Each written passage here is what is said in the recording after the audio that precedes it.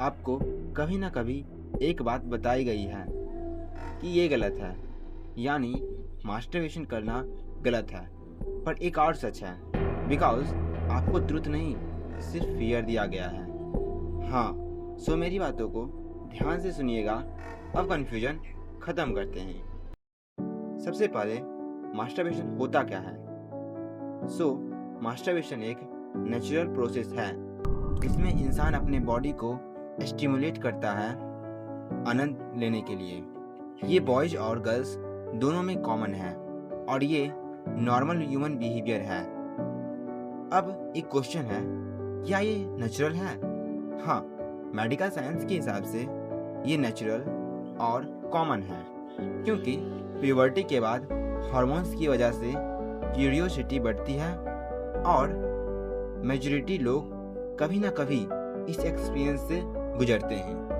अब एक और क्वेश्चन है, सब ये तो कर लेते हैं बट उन्हें पता नहीं चलता कि ये करने से होता क्या है। अब इसके हम पॉसिबल बेनिफिट्स देखते हैं। इससे स्ट्रेस रिलीज होता है। हाँ, मूड इम्प्रूव होता है क्योंकि एंडोर्फिन्स रिलीज होता है। बॉडी को अपने सेक्सुअल फीलिंग्स समझने में हेल्प मिलती है और स्लीप बेटर हो सकता है। अब इसके हम मिथ्स को देखते हैं जो लोगों ने मास्टरबेशन वर्ड को बहुत बड़ा कॉम्प्लिकेटेड वर्ड बना दिए। अब इसके मिथ्स हम क्लियर करते हैं। पहला, क्या इसको करने से वीकनेस होती है? नहीं। क्या दिमाग खराब होता है? नहीं। और इसका कोई साइंटिफिक प्रूफ भी नहीं है। क्या हाइट रुक जाती है? बिल्कुल नहीं। क्या स्पर्म खत्म हो जाता है परमानेंटली? नहीं। क्यों नहीं? क्योंकि बॉडी कंटिन्यूसली स्पर्म बनाती है, तो स्पर्म खत्म होने का सवाल ही पैदा नहीं होता। तो इसमें प्रॉब्लम क्या है? प्रॉब्लम ये है कि मास्टरबेशन अपने आप में हार्मफुल नहीं है, लेकिन इसको 3 मेन प्रॉब्लम है। हाँ, पहला, एडिक्शन हो जाए, रोज कंट्रोल ना रहे, यानी मास्टरबेशन आपको कंट्रोल कर ले। दूसरा, इससे आपका डेली लाइफ, स्टडी या फोकस डिस्टर्ब हो। तीसरा, ये करने से आपको गिल्ट या एंजाइटी कंटिन्यूसली फील हो। अब इसके मेंटल साइड्स में जाते हैं। कभी कभी लोग गिल्ट फील करते हैं कल्चर या मिथ्स की वजह से, ओवर थिंकिंग करते हैं। तो इसका रियलिटी क्या है? रियलिटी ये है कि अगर ये नॉर्मल लिमिट में हो और लाइफ डिस्टर्ब ना करे तो गिल्ट की जरूरत नहीं है। और इसका एडवाइस यह है कि moderation is fine but excess in anything is not good. Masturbation करने की क्यूरियोसिटी क्यों होती है?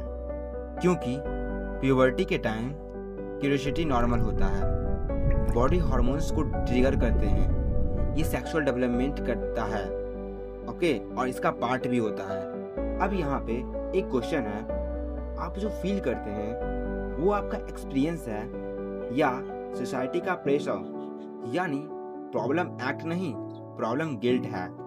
हाँ, सबसे बड़ा ट्विस्ट, प्रॉब्लम मास्टरबेशन नहीं है, प्रॉब्लम है उसके बाद आने वाला गिल्ट सिस्टम। क्योंकि रियलिटी ये है कि बॉडी एक नेचुरल अर्ज फील करती है, पर माइंड उसको रॉन्ग लेवल दे देता है। यानी एक नेचुरल अर्ज गलत कैसे हो सकता है? दोस्तों, आप एडिक्शन से अफेक्टेड नहीं हो, आप मिस इन्फॉर्मेशन से अफेक्टेड हो। क्योंकि आपको लगता है कि आप एडिक्टेड हो, पर सच ये भी हो सकता है कि आपको बस सही इन्फॉर्मेशन कभी मिली ही ना। तो हम क्या कर सकते हैं? अब हम इसके नॉर्मल बिहेवियर पे जाते हैं, क्योंकि हर नॉर्मल बिहेवियर को एक्सट्रीम बना दिया गया, फियर क्रिएट करके कंट्रोल सिखाया गया, यानी आप कंट्रोल में नहीं, कंफ्यूजन में हो। अब यहाँ पे ब्रेन काफी कंट्रीब्यूशन होता है, जो कि डोपामिन सिस्टम है। हाँ, हर बार जब कोई प्लेजर एक्टिविटी होती है तब ब्रेन डोपामिन रिलीज करता है, और प्रॉब्लम तब होती है जब बैलेंस बिगड़ जाता है। फॉर एग्जाम्पल, जैसे मोबाइल स्क्रॉलिंग सेम पैटर्न पे रिपीट होता है, यानी आप इसे कंट्रोल कर रहे हो या हैबिट ऑटो मोड पे चल रही है। तो इसका रियल इशू क्या है? इसका रियल इशू एस्केप बिहेवियर है। हाँ, अब एक और डीप ट्रूथ, कई लोग इसको प्लेजर के लिए नहीं, एस्केप के लिए यूज करते हैं। हाँ, पहले स्ट्रेस होगा, फिर एस्केप करेंगे और तब टेम्पररी रिलीफ मिलेगा, एंड देन गिल्ट होगा और फिर इसे रिपीट होगा। और ये साइकिल प्रॉब्लम बन जाता है क्योंकि आप प्लेजर नहीं ढूंढते, आप एस्केप ढूंढ रहे हो।